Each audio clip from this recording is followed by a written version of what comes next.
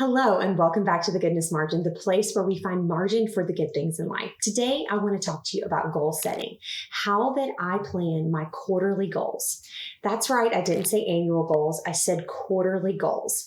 Did you know that 80% of people that set a New Year's resolution are no longer doing it after only 30 days? Only 30 days, 80% have already dropped their New Year's resolutions. And at the end of the year, only 8% of people who set those New Year's resolutions or those annual goals have actually accomplished them. Those are pretty harsh numbers. I want to share with you today how I have found the way that I plan to be able to achieve the goals that I have set. I use Michael Hyatt's free full focus planner. He has a book, Free to Focus, that sort of lines out how you're going to use this full focus planner. And in the front of the book, he has your annual goals and you divide them out into the quarter.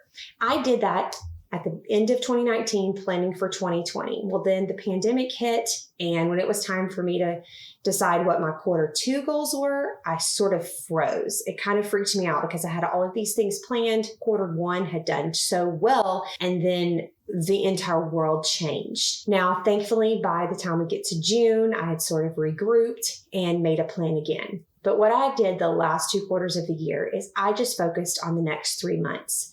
What's happening here? How can I plan for this? For me, this has been a really, really great tool in order to achieve my goals. Here are a few steps that I take. Number 1, don't overwhelm yourself. Yes, we want to do all the things. We want to lose weight. We want to read all of the books. We want to completely declutter our home. We want to have better relationships. We want to be the number 1 in our business. We want to launch a business. We want to launch a blog, a YouTube channel, all of these things that we have in our minds that we want to do better at. That's fantastic, and we should definitely have aspirations and plans to better ourselves every single day. So go ahead and make that list of all of the things. But just know that in order to really accomplish those goals, we're only going to be able to focus on a few. We're not completing all of these today. But go ahead and make that list, but keep in your mind that we are not going to overwhelm ourselves. That brings us to step number 2. Now we're going to look at this list and we're going to prioritize what the most important things are, not just for us to do, but for us to do in this current season in our life. Our lives have seasons, and they change as we change and as things in our lives change. I remember looking back at 2015, I had some plans, and we also were planting a church. It was our first year of planting a church. Through some different changes, we decided to put our son in a virtual online school, which he was only in 3rd grade, so I needed to have a big hand in that. And we were having a baby.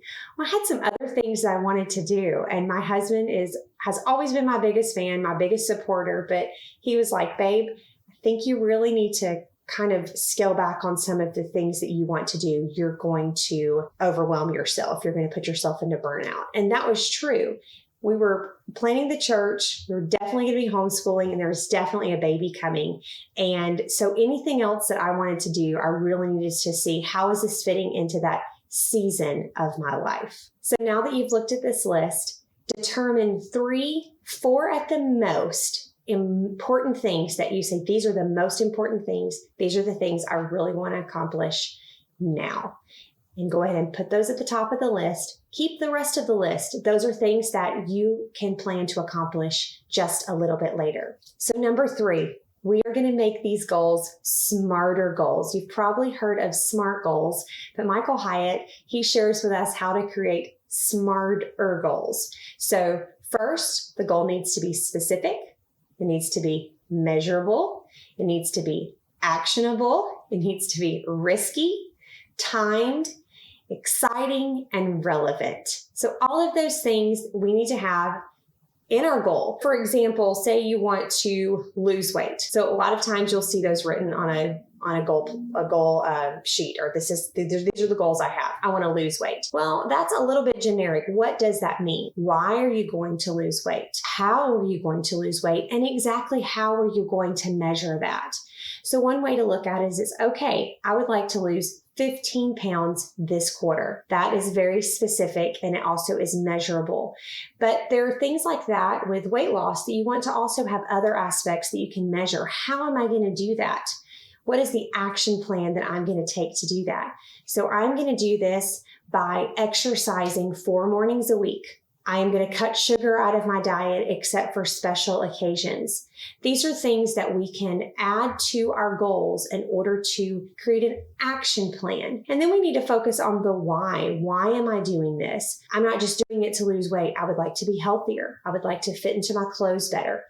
If we create a specific, measurable, actionable, all of those things, we know why we're doing the goal. We are going to go a long way into setting ourselves up for success. Number 4, we want to look back in order to look forward. I know that you hear, don't look in the rearview mirror, all of those things. But the reality is that we do need to look back and see, what have we done in the past? Maybe what is something that has been a setback or a stumbling block in order for us to create these goals? What can we overcome that we've had trouble with in the past in order to focus and to know how to move forward to achieve this goal? So say you've been completely inactive for the last few years, you haven't exercised or done anything like that. Setting a goal for Q1 to run a marathon, that's pretty overwhelming. I know that I'm fairly active, and the thought of me running over 20 miles blows my mind. But setting a goal of, hey, I'm going to complete the Couch to 5K app, that's something that we can do. It's still something that's challenging for us. It's exciting. It's risky,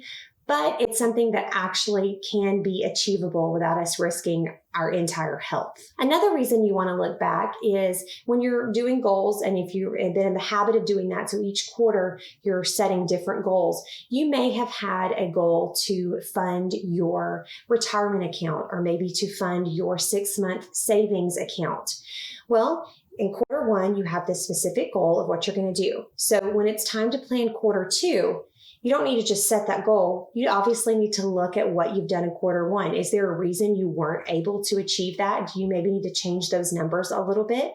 Or are there some things that you can do that you had trouble with in Q1 that you can adjust in order to do it for Q2? Or you may have come even further in Q1 and realize that in Q2, you need to set a goal that's even a little bit more risky, that's a little bit more challenging because you did so well in Q1. Step number 5, make actionable steps. I know that we talked about this a little bit in the SMARTER goal framework in step 3, but this is so, so important.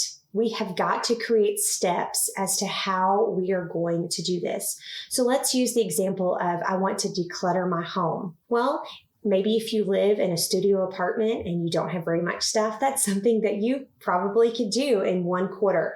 But if you've lived in your house for 20 years and you have a couple of kids, that's something that's going to be pretty difficult. You need to create actionable steps. So in Q1, I am going to focus on this area of my home. Now, I'm going to take this area and I'm going to divide it into 3 zones. So month 1, 2, and 3, I know that I have to work with. And how am I going to do this?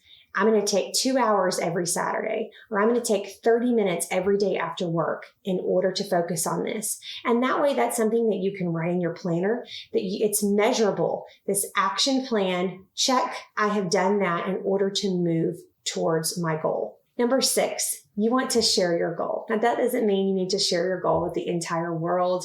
I don't put every single goal I have out on social media and say, hey, look, world, this is what I plan to do.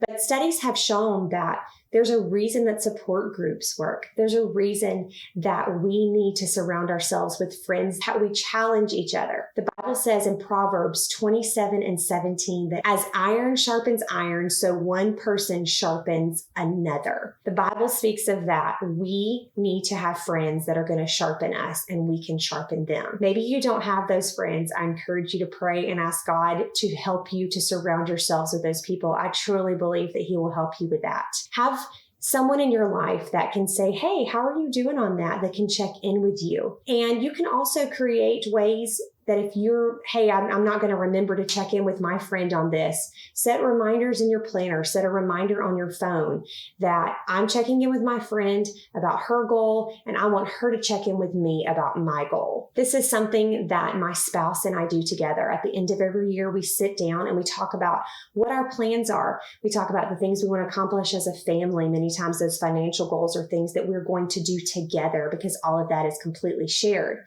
But then we have individual goals. Well, we live with each other every day. We are each other's biggest support system. And so if I know a goal that my husband has, I can check in with him or I can say, hey, how can I help you with this? I encourage you to not just think about your friends, but also think about your spouse. Think about someone that is close to you that you can help them to achieve their goals and they can help you to achieve your goals. And last but not least is to keep those goals in your face. This might mean that you print something out and you put it right where you work, where you see it every day, or you make yourselves notes on your bathroom mirror. My husband and I both do this with a dry erase marker. If there's something I'm trying to remember, I'll write on there. Or if there's just something I think, hey, I really want to remind myself of this. Maybe it's a Bible verse or a saying that something I'm struggling with. I'm going to put that on my bathroom mirror. And every morning I wake up and I look at that. Another way that I keep my goals in front of my face, this is my planner going into the first quarter of next year. And so it hasn't been written in yet. I'm getting ready to set it up. But here on the very first page, I'm going to write down my goals. Now, each week when I do my weekly preview, so I'm looking back at what happened last week and I'm looking forward to the next week. Before I set my big 3 for the week, I'm going to look at my goals. At least one of my goals, at least one of my big 3 for the week should be something that moves me forward with one of my goals. I know that we all have projects and work things and stuff that aren't necessarily going to be considered this big goal that we have for our life. Every week, we need to go back and we need to look at our goals, keep those in front of your face and see how that you can move forward. I hope that these simple steps will help you to create goals that are actionable, that are measurable, these specific goals that you will be able to use in order to become the best version of yourself in order to move your life forward. And remember, you definitely want these goals to be things that create margin for the good things in your life. If you've enjoyed this video, please hit the subscribe button, hit the bell so you'll be notified when the next video goes live.